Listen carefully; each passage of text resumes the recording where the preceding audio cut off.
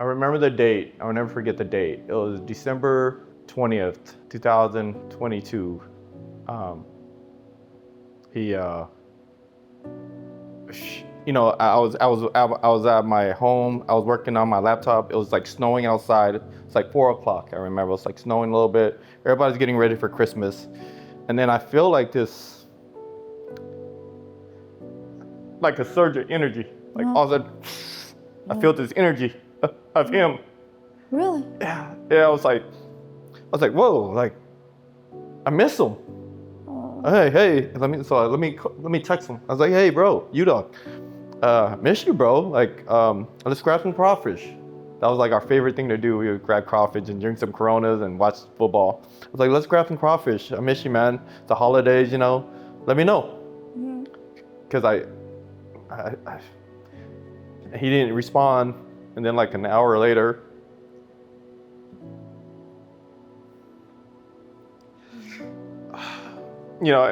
my brother calls, and he's like, U-Dog's gone. I was like, when these kids are talking about like, I just want to die, this and that and stuff like that, I understand where they're coming from. Like, sometimes you don't know more to life than that, and like you're just so tired of it, and you're just so tired of being judged. You're so tired of being like, what kind of took me over in 16 was actually because I didn't feel loved. I did not feel loved, though I looked like I was so loved by everybody, But internally, I felt like people just love me because they need something from me, right? So when I was 16, so this could happen to any of your child. That's why I'm very careful with my children, and I want them to talk to me and really express and their emotions that, I'm here for you. But sometimes you don't take it that way. Like your parents like, no, I love you. Look at all the things I do for you. But their love is the act of doing things. But I could not feel it. Like I was just there to take care of my siblings. I was there just for them to utilize. But what tipped me over was just the smallest thing. And it's actually, I'm kind of embarrassed because when in the act of trying to suicide, I was planning it. I was thinking how I wouldn't be in pain. Okay, so it's not like I didn't want to die, but I think in deeper when you think and you peel the layers, I wanted the attention from those that I loved. And sometimes maybe if I did this, maybe they'll understand the pain that I was going through. Yeah.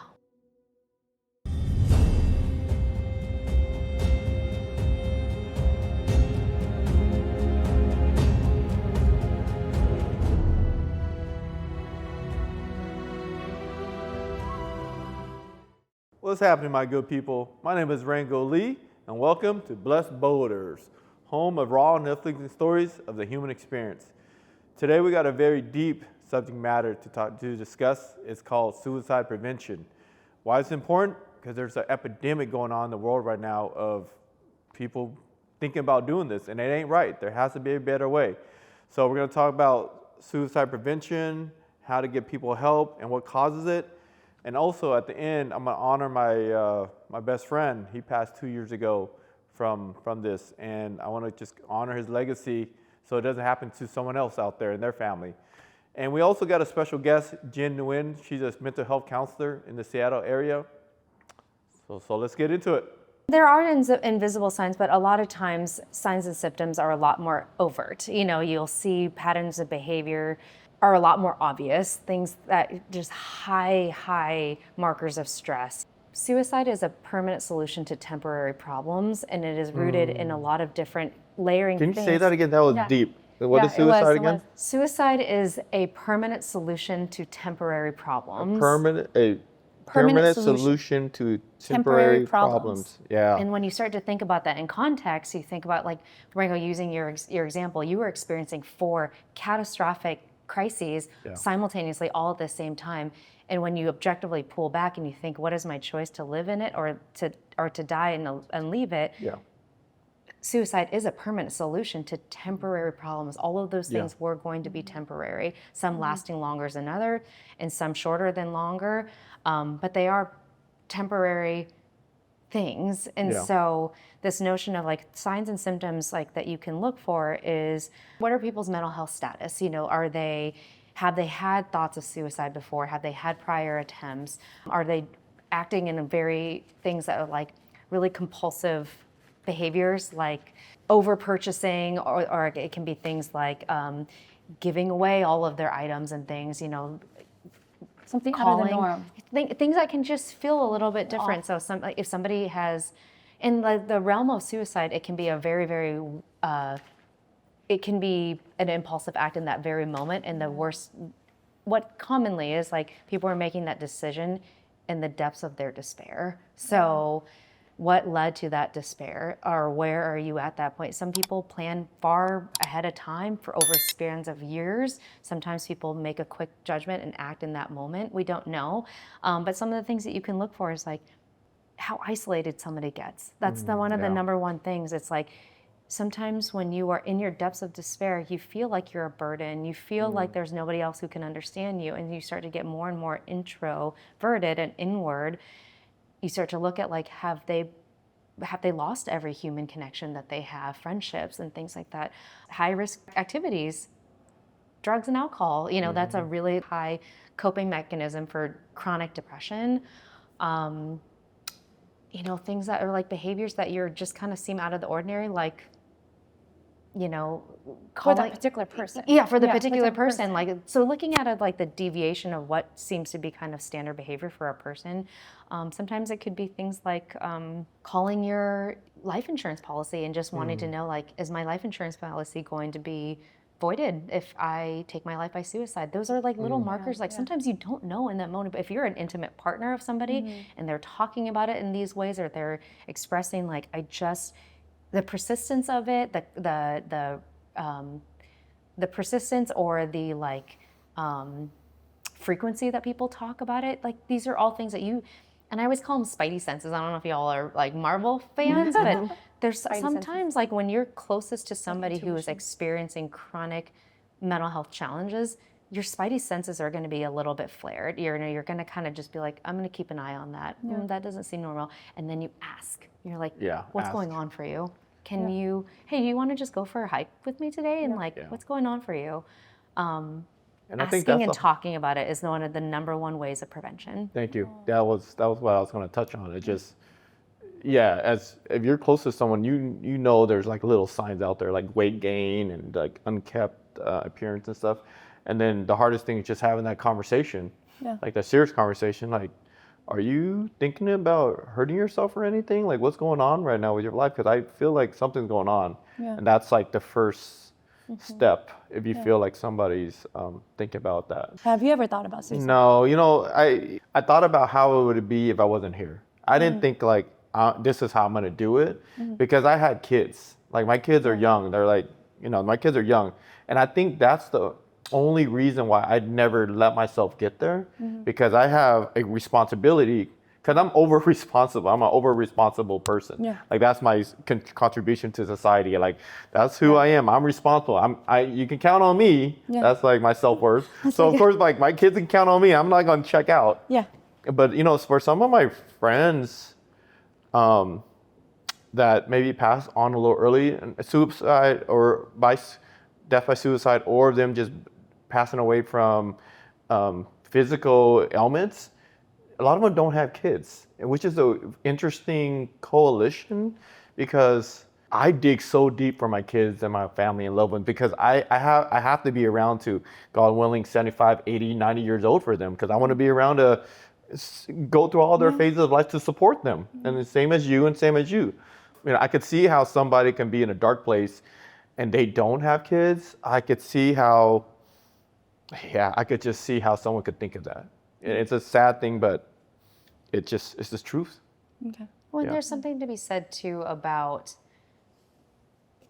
my children as well, and I would imagine, Milene, you're the same way too. It's like our children are one of our many reasons to have a why. And it's, my children are my orientation to hope, because I made the choice to bring them into this world. And beyond that, you also have to find your internal sense of hope and purpose. That's not just something that you can touch, taste, and feel. It has to be your own internal beacon of hope of like, why is it that I wake up every day and choose life? And I can only speak personally for myself. Overwhelmingly, I know that bad things happen in the world. I know that there's a lot of different things that are out of the scope of my control, but overwhelmingly, I believe that there's more good in the world than there is harm. And every day I choose to wake up and put more good into the world. Yeah. And that's my sense, my internal sense of like why I wake up every day to do what I do. And that means my children too. It's like I believe that I'm doing the best that I can with what I have because they're also part of my internal sense of hope. Yeah. That's powerful, Jen. As we're talking here, we're thinking about our whys. We're talking about our whys, why we stay around, we dig deep, we fight, we stay so we can live. But I heard once, I don't know if I believe it, but I heard, what's a bigger why than your kids or your responsibility, your parents, is yourself. Exactly. Like I'm worthy. I should be around. I get to do this life. I'm gonna get through this for me, not for anything else, but for me. And that's a hard place to get to because we are so caring and loving as parents and stuff.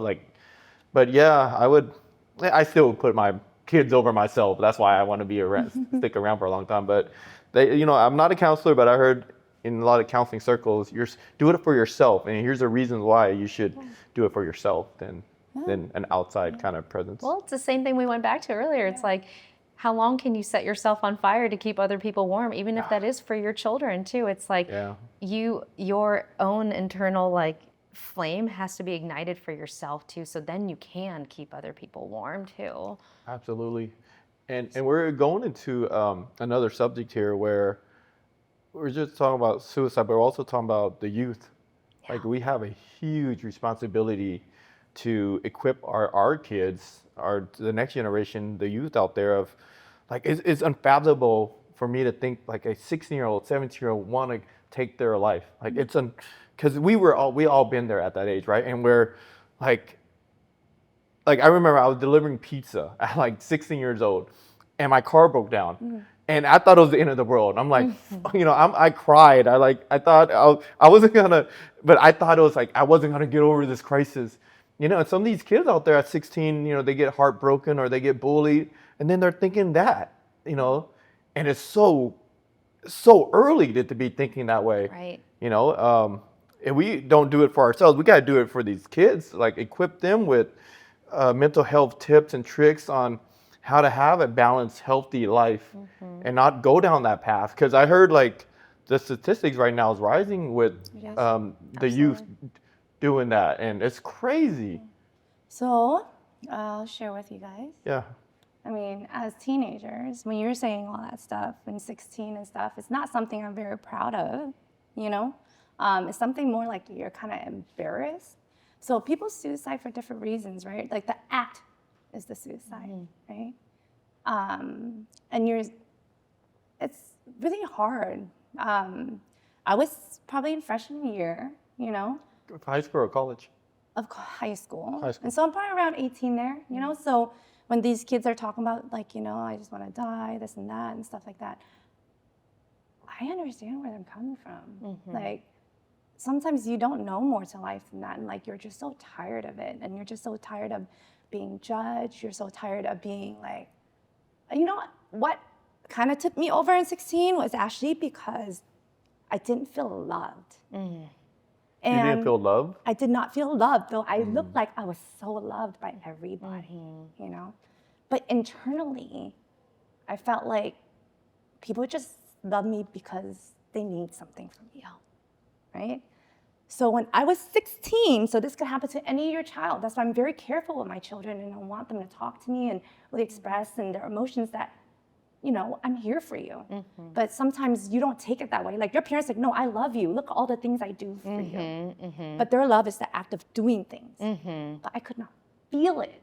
I was just there to take care of my siblings. I was there just for them to utilize. But what tipped me over was just the smallest thing. And it's actually, I'm kind of embarrassed because when in the act of trying to suicide, I was planning it. I was thinking how I wouldn't be in pain. Okay, so it's not like I didn't want to die, but I think in deeper, when you think and you peel the layers, I wanted the attention from those that I loved. And sometimes maybe if I did this, maybe they'll understand the pain that I was going through. Yeah. Yeah. Right? Absolutely. So that was hard, but my parents didn't understand when that happened. But when I was planning it, you go through like the series of things. I'm like, I don't want to be hurt, but I want to be heard. So I was like doing research. I'm doing this. I'm doing that. Stuff like that. Yeah. And literally, I was like, oh, I'm gonna take pills. I want to take pills. I'm gonna sleep on it, and then I just won't wake up. And it'll be painless. Because I thought about gassing myself. I thought about stabbing myself. I thought about all these things, right? But when I thought about visually, it just didn't look good, and I didn't want to be bloody. I didn't want any of that. So the easiest access was the pills that was in my parents' cabinets. It was Tylenol I picked up. I was very ignorant, of course, and I just took I remember I took 7 pills at one time. I didn't read the directions or anything. I was just I think 7 pills is okay. Yeah. So I took it, and then I did wake up. I was surprised I woke up, but I was just feeling really woozy. So as I'm walking through the hallways of the school, I just kind of dropped because I was really dizzy. So I went to the nurse's office, and that's when they're like, oh, what happened? They questioned all the questions, and then, I broke down and I cried. And I said, I took pills. And they asked me, did you want it to die? What was the purpose? And I said, no, I don't want to die. And when you really thought about it, no, I don't want to die. And then they started digging deeper. Counselors went to the house, but on top of that, my parents, even though the counselors went to the house to kind of talk about it, say, hey, your child's going through some shit, right? My parents oh, okay, that's weird. It was kind of weird. They didn't, either they didn't want to hear it, or they just they don't know what to do with it, And then after that, nothing really happened. I just had to, luckily, I had to kind of get out of it myself and change my mindset, trying to I really probably didn't want to die, but I was really wanting to get the attention that I needed, that's saying, hey, I don't feel loved, or whatever cause it could have caused me. Yeah. So that was the purpose why I did it. And so it could be any teenager going through it, because they're calling out for something, but we just don't know the root of it. Right. Right. And so that's where we're trying to find the root of it and trying to assist and help and stuff like that. So that was not a very prideful moment in my life. Because I didn't want to die. I didn't want it to be painful. I just actually wanted the attention. Well, I just want to also just acknowledge your story and how you started. It's kind of embarrassing, right? Well, you started the story with the word thanks for opening embarrassment and feeling embarrassment around that and shame around it. I can promise you the listeners and the people who watch this podcast are going to say, I can relate to that so much. Yeah. And we're so inherently human. There's so much more that binds us than separates us. And finding that seenness and visibility in somebody else, and recognizing that I'm not alone in that feeling or that thought or that behavior. You could have just saved a life today. Yeah. But think about this though. If, like you said, that phrase that you said was so powerful, because you said suicide is the permanent solution to temporary solutions. Temporary problems. Right? Sorry about that. If I did not bypass that, say if I did die, I would not have the beautiful things that I've created today. Yeah. And even though it's hard. It's not hard. It's hard being a mom, hard being a parent. It's hard. Sleepless nights. You know that. But it's temporary. I would have not seen how many people you inspired, or how many people you affect, how many people you save, what you do with your life. All my beautiful babies, I would have not lived to see the life that I've created. Right. And that's the sad part that's really difficult to talk about suicide, because if you've ever experienced a loved one take their life by suicide, as the survivors of that, there's so many unanswered questions, and so much of the root of what you were talking about in that moment, how you felt, is how many people feel when they are in the depths of their despair. Some people go on to complete their suicide, and there's non-closure with that. You will never be able to ask the questions. You will never be able to go back and change their decision, because it's already happened. And what you were experiencing and talking about just now is now you have the ability to have foresight, to know that in that moment, I felt like it was not going to get better, or that for me, it was a better alternative to be not alive than to be alive. Yeah. And now we now talk about this here openly today, that like suicide is a permanent solution to temporary problems. And if you can continue to tell yourself like, this will pass, how do I reach out? How do I talk about this? How do I say that I will make it through this? These are the things that we're opening up today, and which I hope that like through the whole month of September, continually and beyond, like you were saying, it's not just the month of September. We should be talking about this all the time, all year, every day. Yeah. Thank you, Mylene, for being brave and vulnerable and sharing that, because that's not easy. And it shows you're human, because when I see you, you have like everything, you're so well put together, and you have a good family and good parents that support it. But if it could happen to you, it could happen to anybody, you know? So with that, so if somebody, like we said, if somebody's thinking about doing it, you know, there's the 988 hotline you can share with them, or anyone listening out there, you can reach out to that. Talking about it, asking them that question in person. And then I heard there's a couple other things, is listening to them, being very present with why they were thinking about it, without and not promising that you're not going to tell anybody. I went on to the website, the suicide prevention website, and it says, don't promise that you're not going to tell anybody. Just say, I'll do what I can, but I'm here to help you get through this. So don't promise that you're not going to tell anybody, because they're going to be like, don't tell anybody. But then how can you get them help if you don't? And then being present with them, and don't leave them alone if you could. I heard that was another thing. But it's you know, and equipping our youth, like just equipping our youth of saying, you know, talk about your feelings, and to let them know it's not the end of the world if something bad happens. And bad things are going to happen, especially when you're teenagers, especially as you're a young adult. You might not get into college, or you might have a bad breakup, or someone might beat you up. It's not the end of the world. Like, we're going to get through it. We're human. We're very resilient. So when those things happen, you know, do things to get out of the funk. You know, all those things we talked about. But yeah, equipping the youth is very important. And if you're looking to purchase a home or do a refinance, you gotta hit up my gal, Sheila Lavadia, over at the Loan Factory. She got the best rates and the best service. You can reach her at 425-218-5543, or her email is Sheila, Sheilla, at SheilaLavadia.com. Hit her up today. I've been using her and her team for 15 years. She never disappoints. If you're in the mood for an elevated Vietnamese food dining experience, check out Anchovies and Salt down there on the shores of Lake Washington. Beautiful views and beautiful vibes. What's going on, guys? My name is Rango Lee. And I'm Elise Lee. I'm Mylene Tham. And we're the Powerhouse Team. 3 local realtors that serve the Seattle Puget Sound area. If you need to buy or sell a house, we are a team. Reach out to us and we'll help you find your dream home in Seattle. Call us. We got you. We got you. Got you. If you're in the mood for delicious Vietnamese cuisine and pho, make sure you hit up Pho Bach. They have 2 locations in Seattle. Also, check out The Boat. They have this fire chicken and rice dish. You'll thank me later. Yeah. Okay. So we'll close it out today with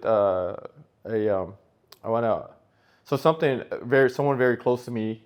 His name was U-Dog. He passed away 2 years ago, and you know, so this subject like hits home to me. And you know, you know U-Dog, and you know a little bit of him. So close to you too. You know, he was my best friend, and he was like so outgoing. Like if you go to any party, Right? like he Yeah, used the U-Dog. guy, ciao. Yeah.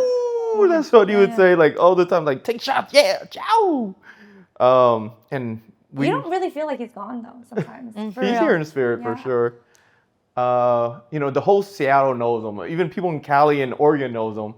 Definitely. And, you know, I can't say there wasn't signs, because there was some signs, but I can say that we were totally shocked when it happened.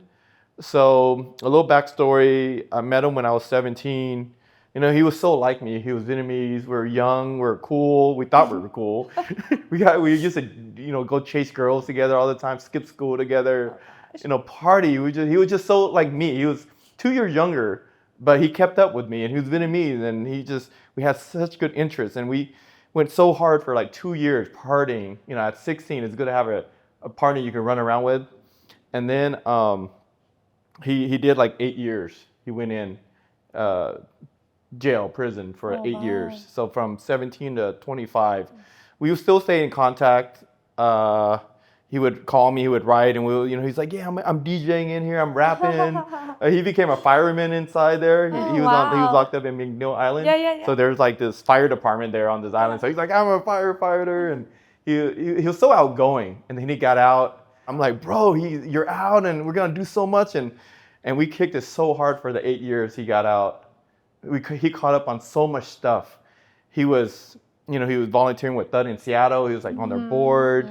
Everyone knew him. Everyone knew him. He was so active. He had a brand new. That's how I knew him, was through the community. Thud in Seattle. Yeah, Thud in Seattle, and he was Miss Vietnam. Miss Vietnam, Washington. Miss Vietnam yes. pageants. Yeah. Yeah. Had a brand new car, G35 Infinity. Had a motorcycle. He dated so many girls. And I'm like, dude, this guy's doing so good, and he was, and then he started drinking way too much, and he never got counseling. And I was like, like, you okay? He's like, yeah, I'm good. I'm drinking, partying, having fun. And then I think there was starting to be signs, 3 years before it happened, I started seeing him get really negative. Like started thinking, just really negative about things. And he would start saying like, I'm not gonna live long. I'm not gonna live old. I'm gonna die young. I'm like, shut up, fool. Like, we're gonna live old together, man. We're gonna have kids. We're gonna have hot wives. He's like, nah, I'm gonna die young, man. God hates me. I'm like, bro, go get counseling, man. You should drink a little less. And then, he was the best man at both my weddings. I got married twice. So that's how close I was with him. And then he was a manager of a restaurant up in Everett called Empty Shell. Like Muckletail, right? Yeah, Empty Shell, I went there. Muckletail area. And he was good. He was good, making money. And then the restaurant shut down. And that was like 2 years before he did it. And I was like, okay, the restaurant shut down. What are you going to do now? He's like, I'll just figure it out. And then he started gaining weight. I should have saw that. That was the first sign. He was always really fit, healthy, but he started like getting chubby and started losing his, like, he didn't care from his looks that much. I was like, okay, whatever. And he started getting really negative. And then it was even hard for me to hang out with him sometimes because of how negative he was getting. And he would just drink he would drink so hard or he was just blackout. And he went, and it happened a lot the last 2 years. And I was like, bro, like, you okay, man? Like, he's like, yeah, I'm good. Let's drink. Never want to talk about it. And then I remember the date. I will never forget the date. It was December 20th, 2022. I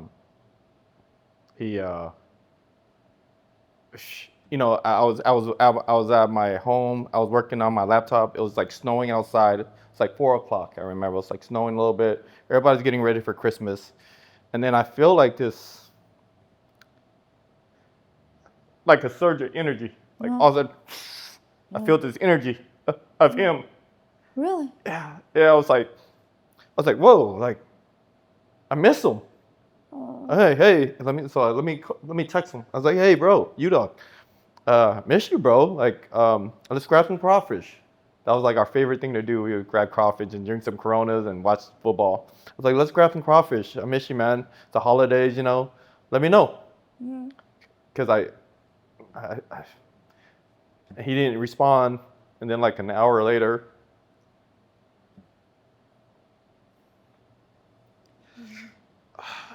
an hour later, my brother calls, and he's like, dog's gone. I was like, so it was like, so that explains an hour ago when I had that feeling. I think that's when he did it, at that time, and he came to say bye to me, and then it's me and all our circle of friends, our life like turned upside down. It was, we were shocked. He was so outgoing.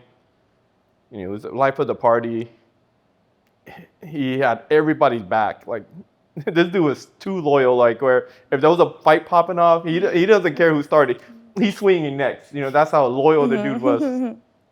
And yeah, I always appreciate that about him. How did you deal with all this? I mean, it must be really, really hard to have someone so close. I mean, I know of you, dog. We don't hang out too much, you know, because I'm not in the party scene much, you know what I mean? But I can see that he has so much love for everyone, and people who are close with him are very, very close and love him so much. But like, I can't even imagine someone that close to me. Like, I have a hard time coping with death in general. Just like the thought. I think the reason why, like, I moved. My parents are getting older. You know, they're my whys too. My family's my whys, my parents. And I moved home is because I'm so scared of death. I don't know how I'm gonna handle it. And my husband knows. That's why he moved home, so I can spend all my time I can with my parents. Because I am scared to death about death and the people who are gonna leave you, you know, whether it's now or later. I don't know how you would deal with that. I feel like I would go through a very dark place. You know, it's interesting when it happened. Of course, everyone's shocked, but you know, I just stayed busy for like 2 weeks. You know, so I was like, oh, we got to get ready for the funeral. So I just put all my energy into, you know, doing what I can for the funeral. And we raised like, you know, he has no kids, no wife, but he still raised like $34,000 on GoFundMe to pay for his funeral. Yeah. Like that's how much people had love for him. Like, you know, you know, that's a huge amount of money. People just wanted to do something because he had so much love to give to people. And it was like a 2-day funeral where like both days were like packed at the funeral house in the middle of the snow ice storm. And like you can't even drive, but both days were packed. You know, and I hope I'm honoring him today, sharing the story and his legacy and letting other people know out there, you know, like, you know, if you're thinking about death by suicide, you know, the people you leave behind, that's who's hurting for you. Yeah. You know, like Those are who hurt the most. Who hurt the most, and he could have gone through it. He could have. Like he's young, healthy, like he has his whole life ahead of him still. But hopefully, you know, someone out there that's listening and all of us that we can learn that, you know, dig deep. You know, care for your loved ones, stay around, fight for your kids. You know, there's still a lot to life to be lived, and you know, there's help out there, there's support, and I think just what I got from today is exactly what the phrase that you said, and hopefully that will resonate with people. Yeah. Saying it's temporary. You know, some of the things that my takeaways, since we're kind of sounds like we're getting ready to wrap up, some of my takeaways too around today, much to which you both know already, this is not a topic or area that I'm unfamiliar with. And what I always take away from moments like this where I get to share space with people who I deeply care and love about and who have experienced the loss, particularly when it's sudden and traumatic and unexplainable, is I think about whether it's your parents, because inevitably we know death is the only guarantee to life, but I also think about how in moments of profound loss, that love transcends time and space, and much to which you remembering you dog in this moment and sharing, I actually don't know him, and I feel like I do just by hearing your stories, and that's those moments of profound loss. Love transcends time and space, and I always take a little bit of solace with that. Thank you. Yeah, he was a great person. Well, Well, thank you so much for coming. Of course, today. it's There's my just so much pleasure. more. This really is my There's so many pleasure. questions we had to ask you, but we just got wrapped into each other's like everything, and I didn't even get to go through some of this stuff. You know, and hopefully It's okay. I think that there's this so much more. This is so much more fruitful than going off of a clipboard, because I feel so much gratitude and honor being able to witness the two of you share a space that's so deeply vulnerable and heartfelt and filled with love. And that's my major takeaway from today. Oh, thank you so much, Jen, for being here today on Blessed Boaters. And thank you so much, Rango, today for sharing all the stories and unleashing and just allowing yourself to be vulnerable. I know it must really be really hard for you. And it is. yeah. I was writing. Thank you.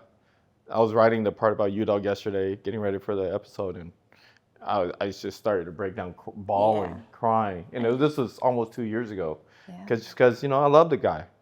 Emotions are up, but like it's so important to do and say what we're doing today. Like this is the big mission of, just helping people get through some hard life challenges. So it's an honor for me to honor him in the episode today. Yes. All right, thanks. It's a wrap.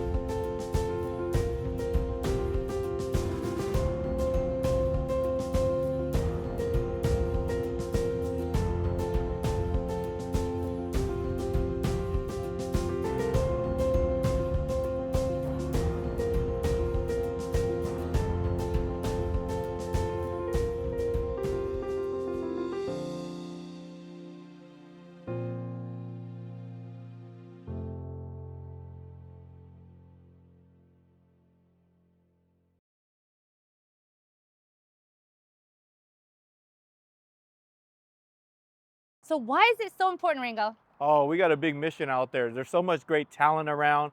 We got to put that talent out and showcase it on the world stage. And that's what Blessed Boulders is about. Come with us on the mission. We can't do it alone. We need your support. Turning pain into power, inspiring and uplifting. Our mission is to do something real big, Ringo. Real big. Real big. We are giving away 100 or building 100 homes, free homes, all across Asia. And we cannot do this alone. We need your help. We need you to join the journey with us. If you resonate with this and you want more information about Blessed Boaters, click on the description below or look at the description below. Follow us on all platforms, Instagram, YouTube, and podcasts. Is that right, Ringo? That's right. Join us and have a blessed day.